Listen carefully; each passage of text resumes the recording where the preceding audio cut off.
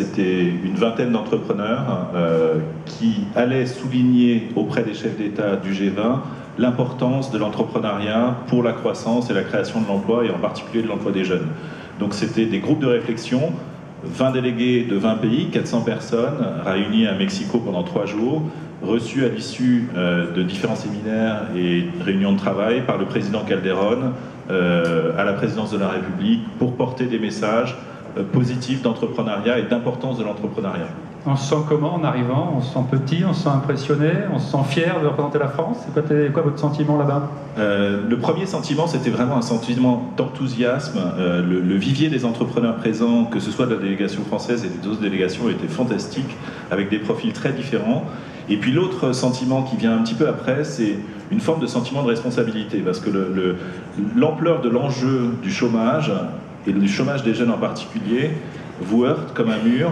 Vous vous dites effectivement comment imaginer un monde dans 5 ans où dans certains pays 25-50% des jeunes seront au chômage, alors que la population de ces pays, pour les pays émergents, représente 50% de la population. Si on n'offre pas un avenir à la jeunesse, et l'entrepreneuriat peut être un bon moteur d'enthousiasme, de créativité de la part de ces jeunes, positive, qu'est-ce qui va se passer? Voilà. Donc cette responsabilité a été un élément important. Un petit mot sur votre activité quand même, qu'on sache avant de commencer à débattre des enjeux de l'entreprise de demain. Qu'est-ce que vous faites au quotidien?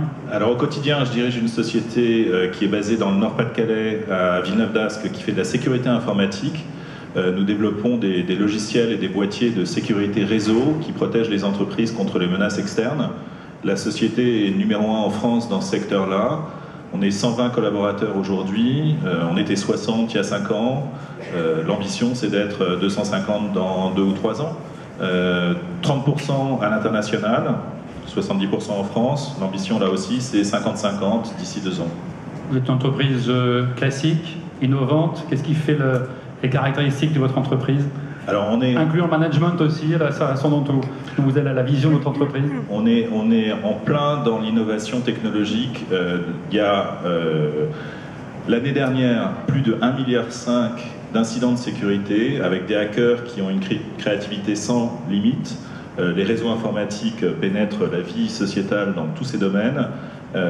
Et donc il y a une innovation du côté du crime, entre guillemets, et donc il faut avoir obligatoirement un temps d'avance du côté de la protection que nous offrons pour être efficace. Et donc on est en permanence en investissement de R&D, travailler avec les laboratoires de recherche pour avoir la meilleure solution pour protéger les entreprises et les administrations qui sont nos clients. Alors, entre les entreprises que vous avez créées aujourd'hui et celles créées il y a 20 ans ou 30 ans par vos parents, il y a une grande différence, une grande évolution. On ne va pas s'arrêter là-dessus, on va s'arrêter sur